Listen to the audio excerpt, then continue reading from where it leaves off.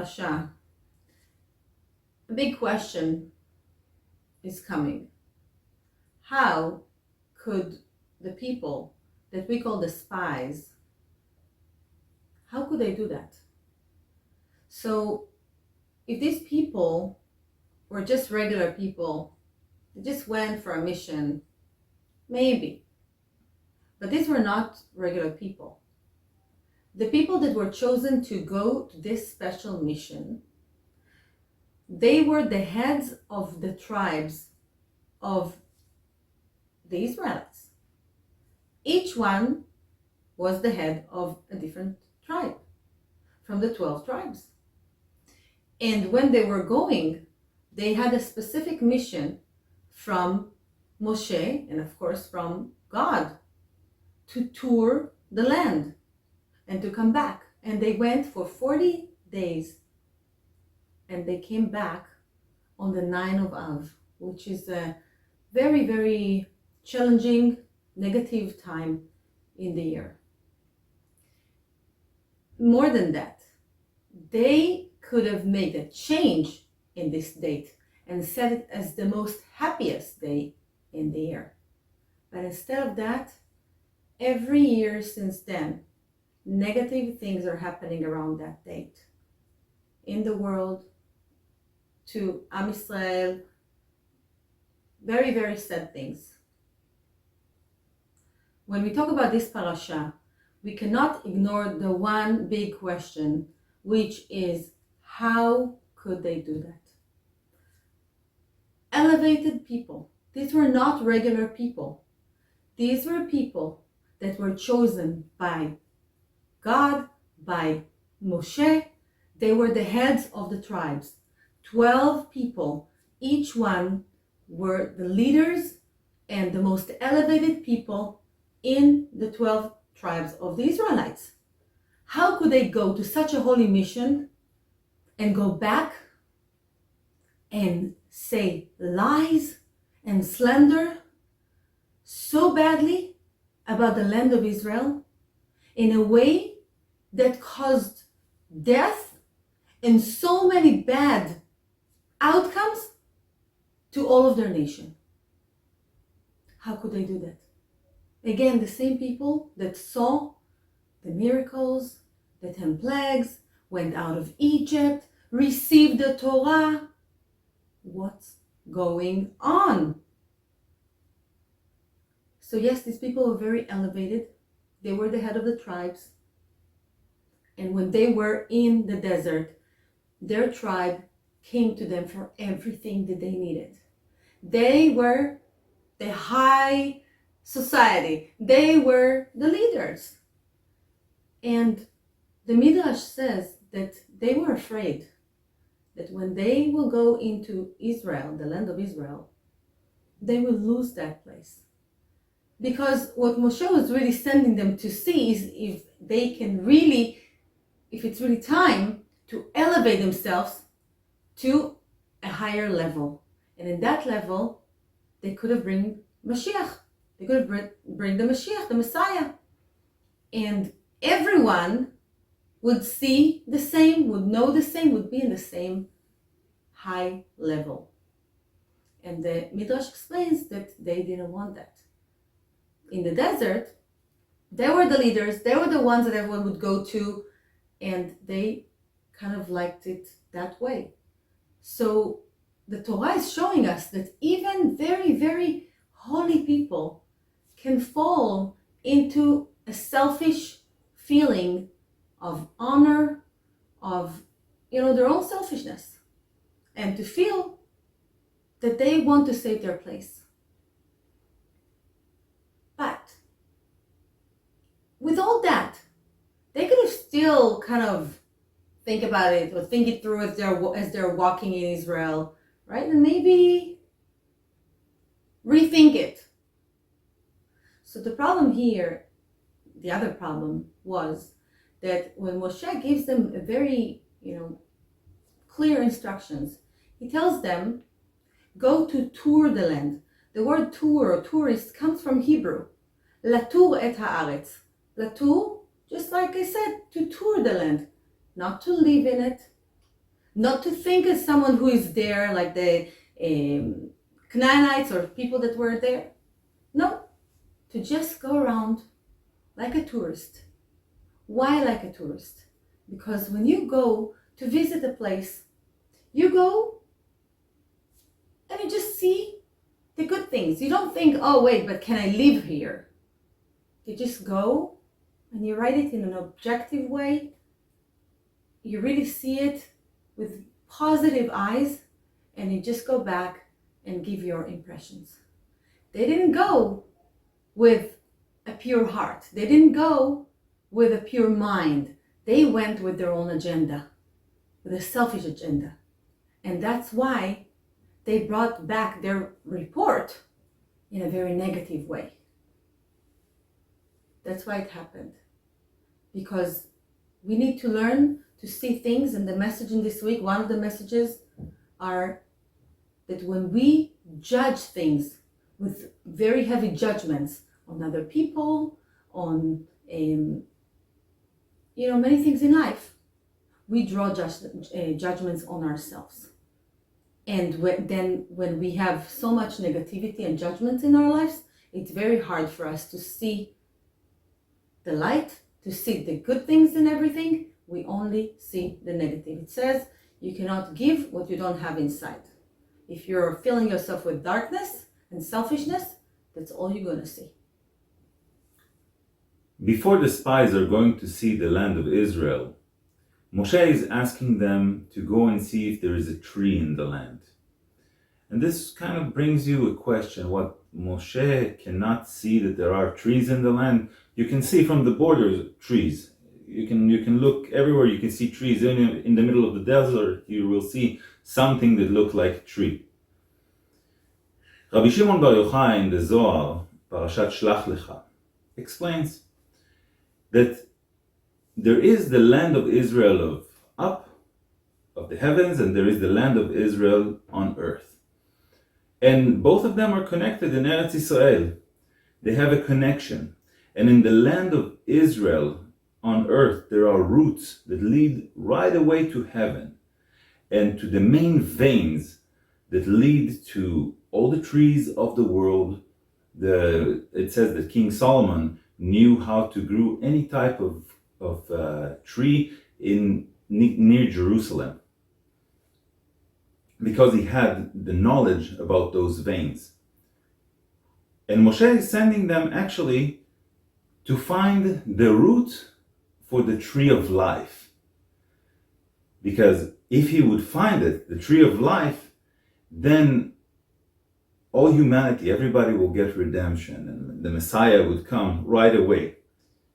But eventually, the spies, they find the roots of the tree of knowledge, and they bring fruits that are related to the tree of knowledge. They bring grapes.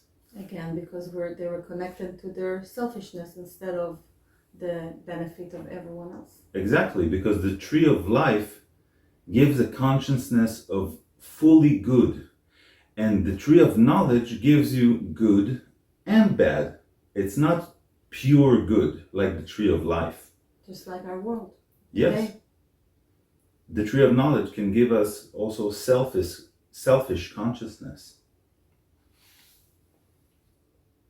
The spies arrived to the camp of the people of Israel, and 10 out of those 12 spies are coming and giving the people of Israel an exaggerated story. They tell them about giants, the Nephilim, mythological creatures that got saved from the flood are there. They see huge castles and they see brave enemies.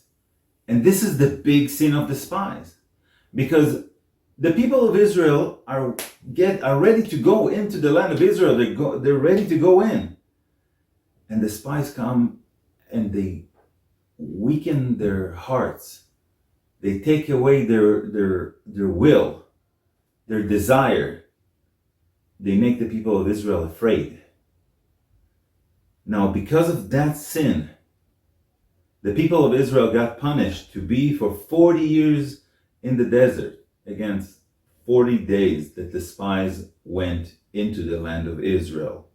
It's a very, very big punishment, even bigger than the punishment of the golden calf sin. But why did they get such a heavy punishment? Because they took away the willpower from the people, and they brought everybody to be full of fear. And this is something that we need to learn in our lives. Sometimes, because of our own fear, because of our own ego, because of our own lust, we make other people to be weak. We make other people to stop believing just so that we can feed our own fear, ego, and lust. And think about it. Let's work on it and stop making other people fear. In Judaism, everything is built on our willpower. And when a person is losing his willpower, he's getting to have a consciousness of a slave. And this is the sin. My boss will decide for me. Somebody else will decide for me. I'm not going to be a free man. The social media is going to decide for me. Of course. We are in the middle of a very, very dirty war over our consciousness. People, we urge you to be careful what you watch, what you hear.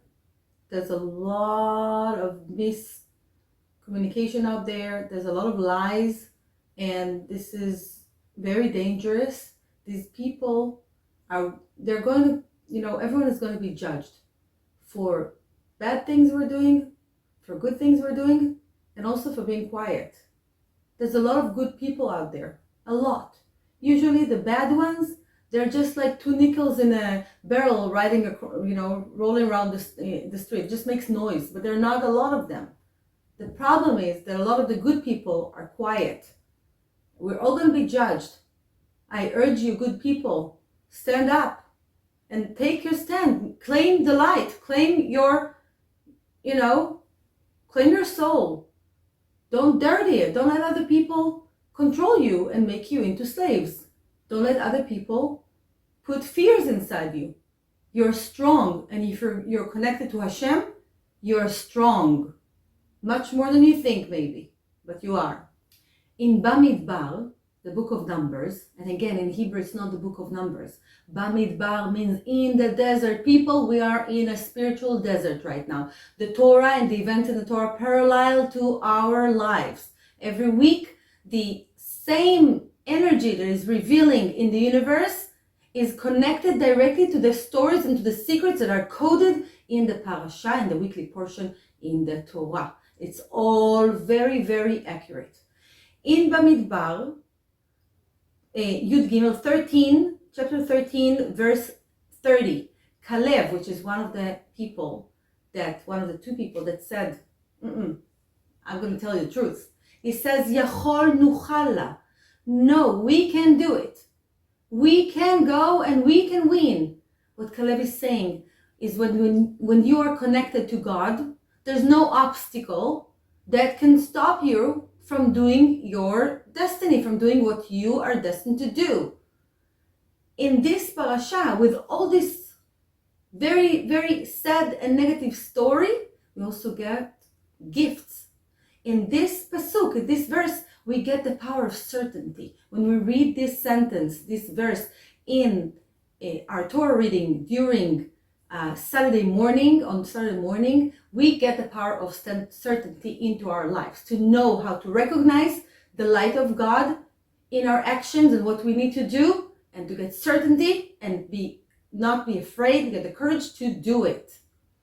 Another place in the Torah, I'm going back a little bit, in Bamidbar, chapter 13, verse 16, before the spies, the people are going, Moshe is changing the name of Yoshua. Now, by the way, there's no J in the Hebrew alphabet or in the Torah. J is a letter that they added later from Greek or Latin. It's not in the Torah. It's very important to learn the original names. That's why in our lectures we use the names. We say Moses, it's Moshe, but Moshe is the real name. Yehoshua is the name of Joshua. It's important when you give a child a name to give them the real name, because a name is a chariot of energy and protection. So the original name of the servant of Moshe Joshua, Yehoshua, was Hoshea. Hoshea means to save.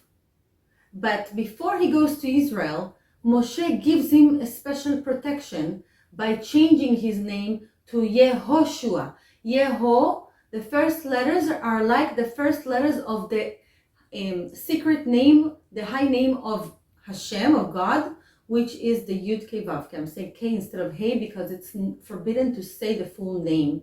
We just look at it, we just pray when we meditate on it, but it's a very high level name. We should not say that name. But he gives the first letters, he kind of injects the light of Hashem, and now the name is changing from save or save us to Hashem will save us. And Moshe knows what he's doing. He's giving an extra protection to Yehoshua, and by that Yehoshua, later on, he's the one that is not dying after the sin because he didn't make the sin. He's protected, he sees right, and he's the one that is chosen to lead the Israelites into Israel when the 40 years are done. The other person is Caleb. Caleb, he's the head of the tribe of Yehuda, Judah. I forgot to say, Yehoshua is from the tribe of Ephraim. Ephraim, they're from the descendants of Joseph. And Caleb, he was also very elevated, very pure of heart, and he sees that Yehoshua has a protection. But he feels not protected, and when he starts hearing the other leaders saying bad things, he's so worried that he kind of ditched them. When they go into Israel, he says, where am I going to get protection? And he goes to Hebron, the city of Hebron, to the Machpelah cave, to the graves of the fathers and the mothers, to the grave of Abraham, Yitzchak, Yaakov, Jacob, Adam, Chava, Sarah, Rivka, Leah. He goes to get protection from the fathers and mothers of Israel. And with that, not only he gets protection, and he gets extra strength to say the right thing, and to be loyal to Hashem, and to be loyal to the truth, he also later on, when they go into Israel, he gets the part of Hebron. So you see, our environment can be toxic. It can build us or it can take us down. It takes great courage to know when to split from people or from even a situation that has either evil tongue or lies or whatever it is, and to go to seek for protection and seek for help. And that's what he did. He felt it. He felt that if he's going to stay there one more second, maybe he's going to fall into that negativity too, into his own pride. We all have it, right? We all have the same feelings inside us. The Torah is telling us about it because we all have it. And the Torah is trying to warn us. So Yehoshua had the protection by changing his name to a good name and staying connected to Hashem. And Caleb went to seek for help when he felt like, I might lose it. He went to seek for the help from elevated people that can help him to stay connected and to do his job properly. The last thing I want to talk about in this parasha is in the book of Number, chapter Yudaled, verse Yud Zayin. The letter Yud in the word Yigdal is big. Yud is the smallest letter in the alphabet, and here it's like a big Yud. The letter Yud is connected to the seed level, and it kind of gives us an immune to get over our judgments and negativity and Leshon Hara, evil tongue, which is also another big lesson in this parasha, to try to cut down, to work on our evil tongue and how we talk to other people and about other people, and especially about Israel or the land of Israel or the nation of Israel. this Yud is helping us to cleanse it. Thank you very much. Thank you very much.